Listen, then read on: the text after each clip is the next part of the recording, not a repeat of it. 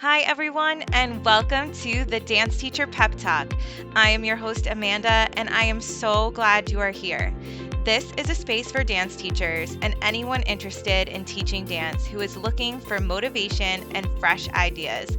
As teachers, we spend our days motivating and giving pep talks to our students, and now this podcast is a pep talk just for you. We hope that it helps to ignite new ideas and even work through some deep dance related thoughts before you head into the studio. Thank you for your support, and now let's get into today's episode. Hi, everybody, and welcome to Dance Teacher Pep Talk. I hope that your summer is off to a beautiful start. Maybe even more so than a start. We are well into summer now, but I hope it is going well for you. And if you are a Southern Hemisphere listener, I hope you're having a great winter so far.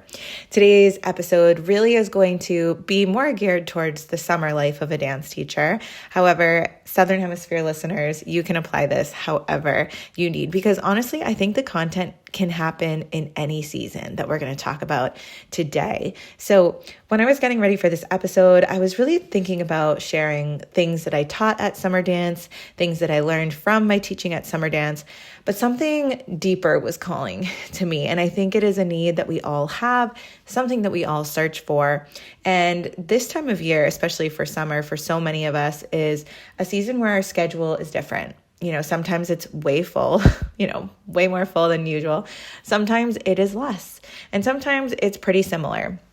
But something that happens a lot of the time in the summer too is the option for dance teacher conventions, dance teacher workshops, and trainings.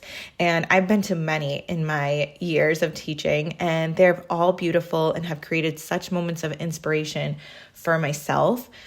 But as I've grown in my teaching, I have also realized how much is accessible to me for free or very low cost to expand in my inspiration. And that's what I want to share about with you here today, because me figuring this out and me diving into this has, in a way, given the power back to me. Because a lot of the times, yes, I believe conventions, certifications, all of these programs are so extremely worthwhile, but that isn't the end all be all. So if you are in a season where these conventions are really expensive and it feels like I can't make that happen, there is so much still available for you.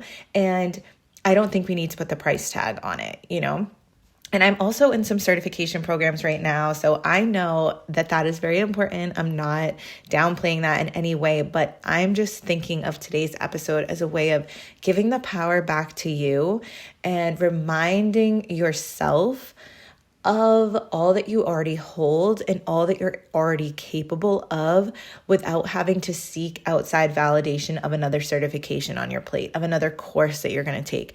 Because there is a lot of beautiful information out there. I 100% agree.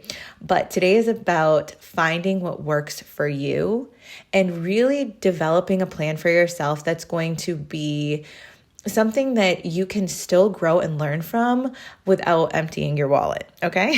So hopefully you're here for this, but I have been super, super called to do this for myself. And I'm actually doing this in part with my other podcast platform, Evolve Love.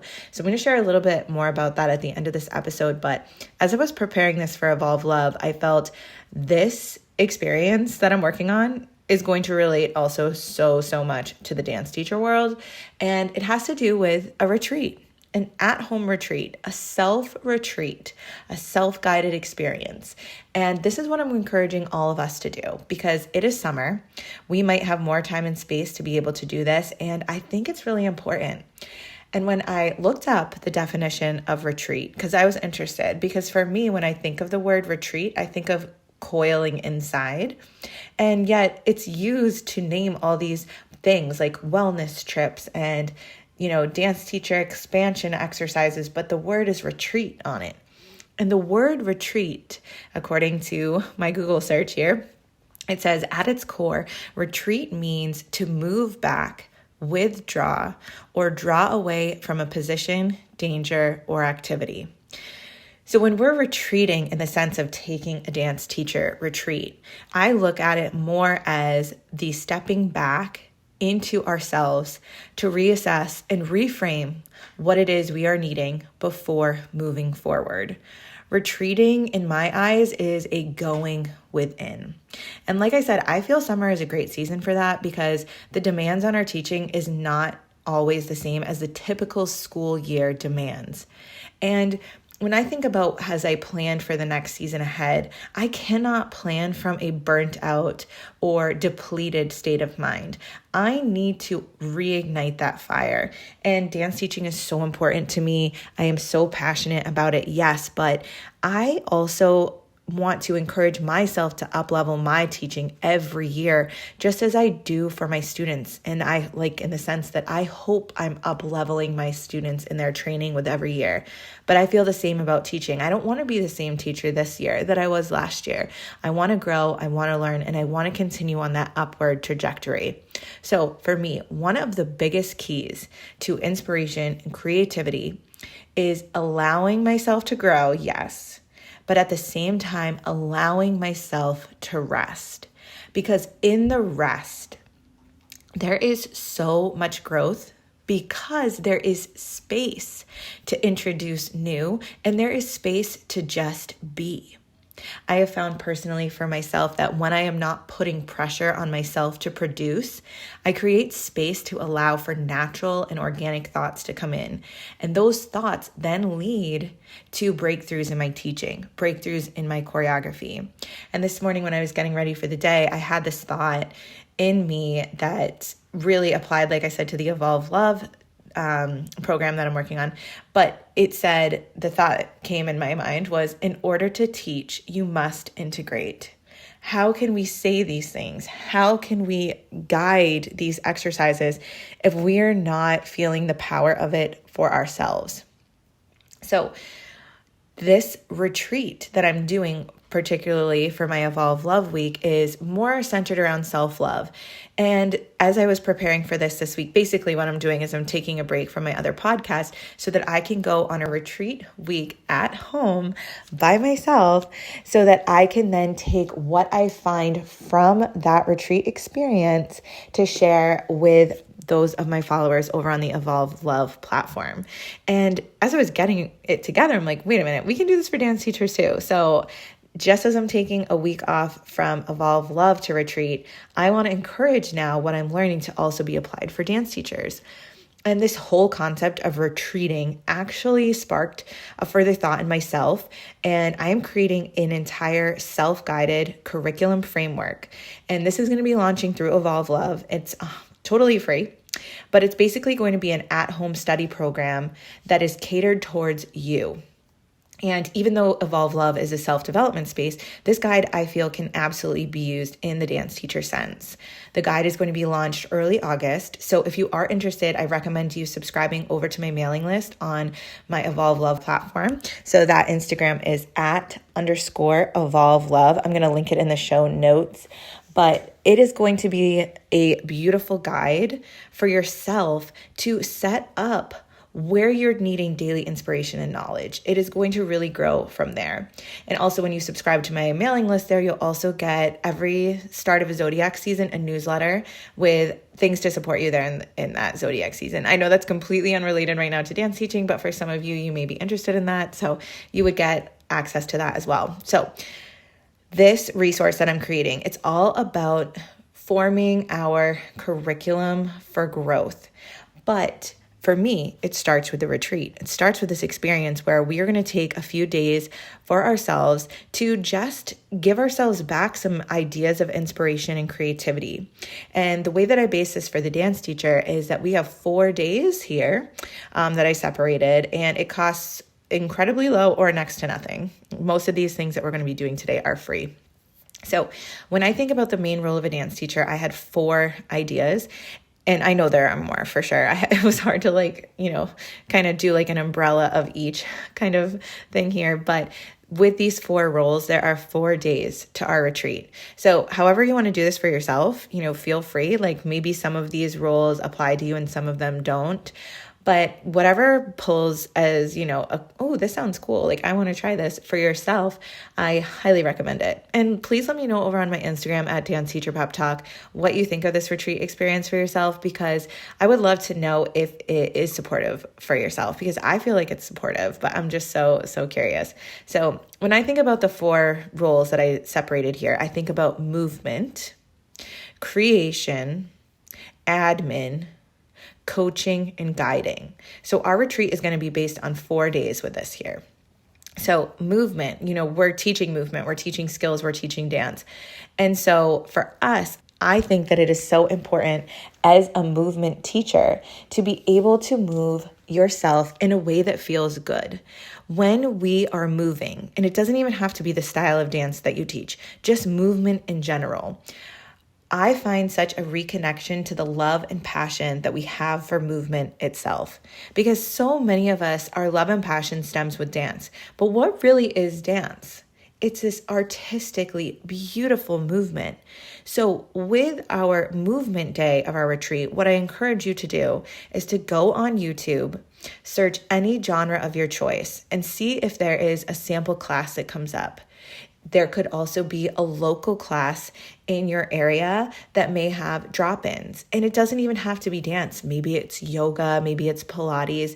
But is there a class experience that you can take that reminds you in that moment to be the student? And if you're doing it at home, like I said, a YouTube class, completely free, right? Just searching and finding. You know what else would be really fun with this too? I don't know how many of you still have these or even like the means of playing them, but I have so many Broadway Dance Center DVDs that I could throw one of those on and take one of those again. Like, the Michelle Asoff warm up, or like, I'm trying to think off the top of my head with this one, but I had like a contemporary one. There was like a Joey Dowling progressions one. I'm really literally thinking off the top of my head here, but if you have those, pull them out. See if you could do one of those. Like, remember in the day when like we didn't have YouTube, and so if you wanted to do like a workout at home, you had your like exercise VHS or your DVD. Like I remember like the Jane Fonda, VHSs and stuff like that. But like, can you throw one of those on? Because not only are you going to like enjoy moving again, but there's a beautiful nostalgia to that experience. So moving for yourself in a way that feels good. Another way that you could incorporate this into your movement retreat day is improv to your favorite song or favorite songs, without thought, because this is the thing. A lot of the time when we're improving, we do it because we're thinking about, let's start working on some movement so that we can process it for choreography that's coming up, or I need to prepare for my next combination that I'm teaching. Today, I just want you to improv simply just because, just as we encourage our students to do. So allowing that artistry to flow from within and just see what comes of that. All right, so that's our movement day. Now, the next day of our retreat, I want to work with the concept of creation. And the reason why I said creation is because if I say choreography, I feel like it's just subjecting us to one zone. So like choreography, but creation could also be your prop making, your costume, like visioning or whatever it is. Creation can really pull on so many different things that we do as dance teachers. It's not just the choreography, it's everything it encompasses, the sets that we're making, things like that. So for a fun retreat exercise on your creation day, I want you to begin making for yourself a creative choreography intuitive playlist. I have been doing this lately, and it is incredible what comes up because I have also found a lot of songs I forgot about. But what I basically want you to do is on your computer or your phone, whatever it is that you use to play your music, open just your general library if that's available to you, or like you could go to different playlists if that's how it's set up for you. And I just want you to scroll and scroll and scroll until you feel called to stop. And whatever song that you stopped on or that is like right there, I want you to pull it into that intuitive playlist. So you're just scrolling through all of your stuff and then you're like, boom, okay, pull that in.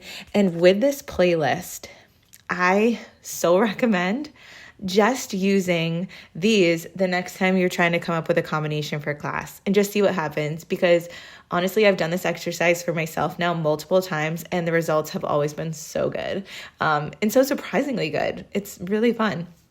Another way that you could do this too is if you put your songs on shuffle and give yourself a number. So say like you say number 4, the 4th song that plays in your shuffle, pull that into your intuitive playlist and keep going from there. And, every 4th song, like see what happens. But like when I did this, I remembered this Adele song that I loved that was, super it was from years and years ago, but it was wonderful. Like it really, really was. So making an intuitive playlist for your choreography. Okay, so the next creation concept for your retreat day is to just go on an inspiration drive or walk.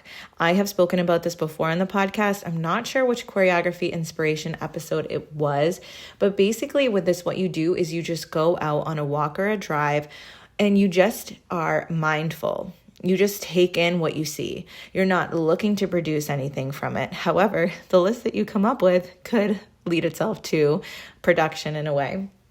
But looking around and seeing what pops out at you, that billboard, that sign, that piece of nature, the weather, the song that is playing on the radio, whatever it is that comes up, just take notice.